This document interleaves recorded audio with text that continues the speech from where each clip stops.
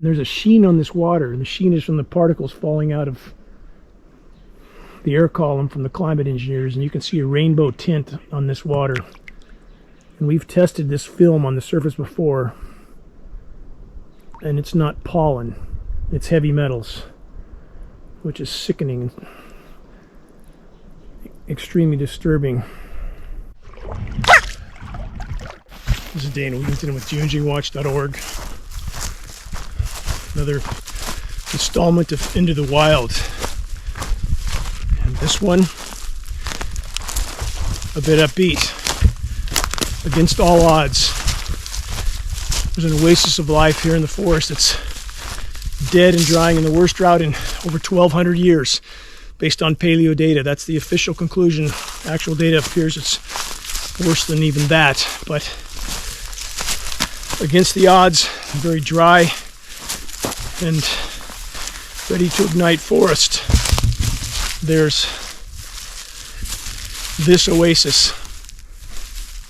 This is a pond water catchment that I built originally about 20 years ago, and about 16 years ago it dried up because the climate engineers continue to cut off precipitation. Big bullfrog just jumped in. I'm going to film these bullfrogs up close, hopefully, because it's profound how well they've done. A few along the bank. I want to film as I'm here. You can see them jumping in, hopefully. All along the bank, they're hopping in. There's hundreds of them. And in this pond, in spite of record heat, record drought, there's truly an amazing population of bullfrogs here that have done amazingly well. And 16 years ago, when this pond dried up, as I covered in my broadcasts, by the time I got here to try to make it deeper for the next year's rainy season, all the water had completely dried up. It had never happened before. All the predators in the forest had been here. There was bear tracks, cougar tracks, bobcat tracks, raccoon tracks. All the bullfrogs were gone. I didn't get here in time to save any of them, which was heartbreaking for me. And having given up hope and begun working on the Caterpillar bulldozer to make this catchment very deep, and it is much deeper than it looks. It's about 20 feet deep still. That's why it's such a good habitat for them, because there's a cold layer of water down deep that makes a thermocline that stabilizes the water from becoming too warm. But after a day and a half of working here on the cat, amazingly, against all odds, a huge bullfrog was climbing up out of all that chaos, had somehow survived the predators, survived the beginning of the work to make this catchment basin bigger. I saved him, and the day after, another one. Saved him as well. Brought them back once this was done, and now this pond is thriving. I'm going to get up close with some of the bullfrogs. Let's take a closer look at them. They're quite unique looking, all of them. They look like Walt Disney movie characters. Let's take a look.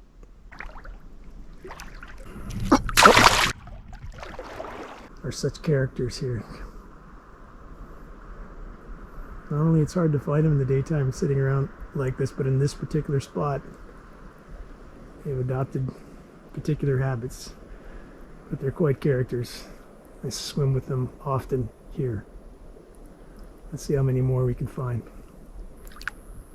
Very stoic looking frogs. They look so different. I really like these guys.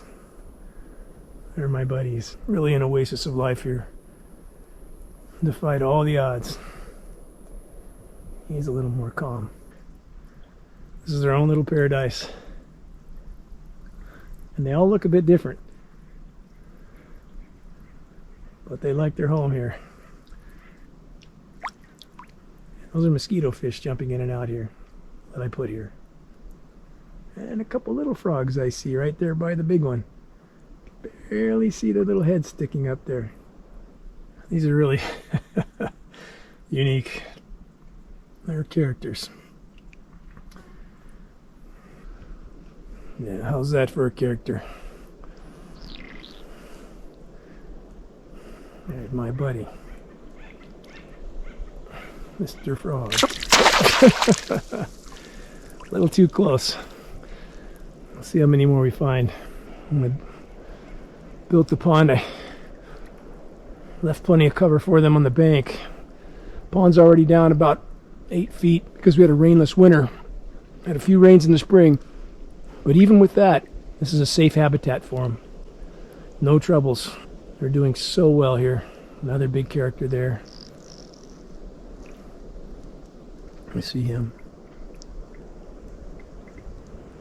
Big guy. Very big. I see a few more already. They're very well hidden under the brush. Favorite spot for them. Several here. There's one. There. And there's 2 more. There. There's another big one. Here's another. See him right there. These are huge frogs. Really big.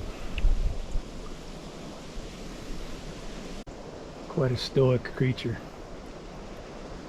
Get as close as I can. Very unique guys.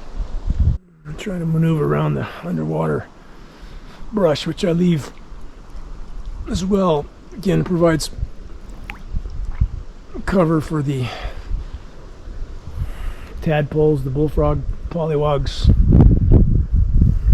We need places to hide from predators as well. This is a remote spot on the habitat preserve that I manage.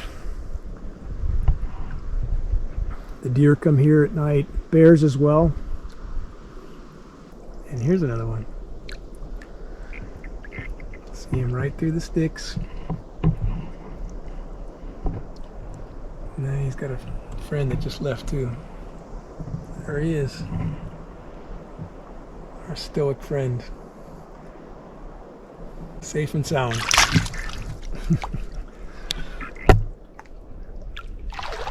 Feels good to have these frogs safe in this place.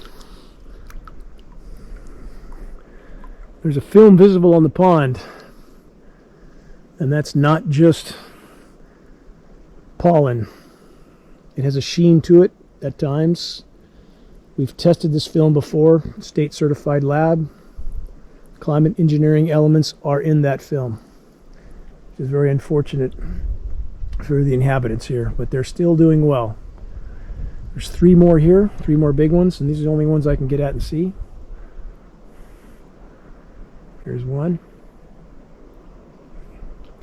He's in position to jump, so I don't know how long he'll stay. There's a big guy. Smile.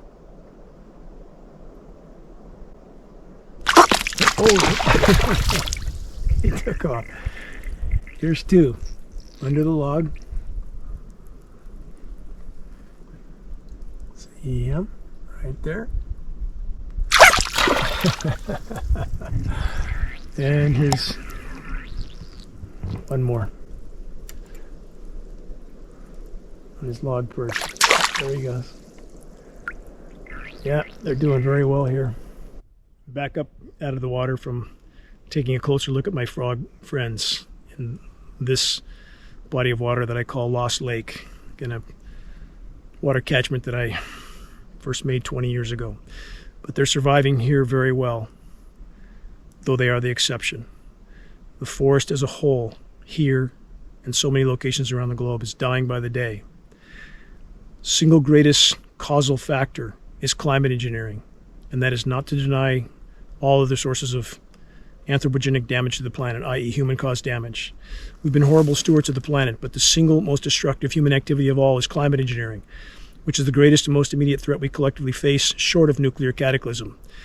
We know they're cutting off our precipitation here in the U.S. West and other places around the globe because we can see it on satellite imagery. There's no speculation in that.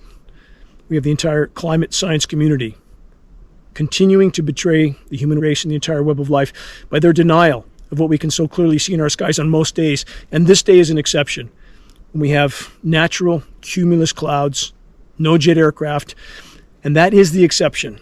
because on so many days in this exact location, all you can hear is jets and all you can see is filth being spewed into our skies.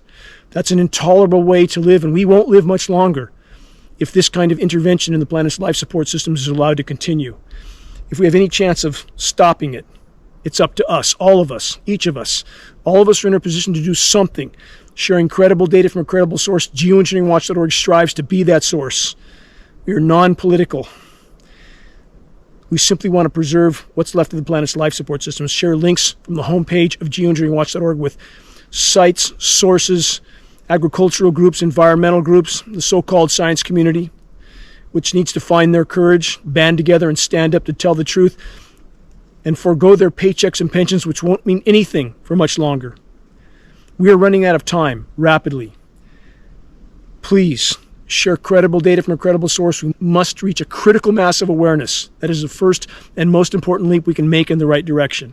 If we can do that, if we can expose these programs so that our military brothers and sisters understand what they're participating in, so their families understand that they are participating in their own demise. If we can expose it, we have a chance of stopping it. If we could do that, we would cause a shockwave around the globe. Please help geoengineeringwatch.org to expose this insanity. Share our groundbreaking documentary, The Dimming. The link is on the homepage of geoengineeringwatch.org. If we can wake up enough and bring this issue to light, we have a chance of stopping it. Let's make every day count. For another installment of Into the Wild, this is Dane Wigington with geoengineeringwatch.org.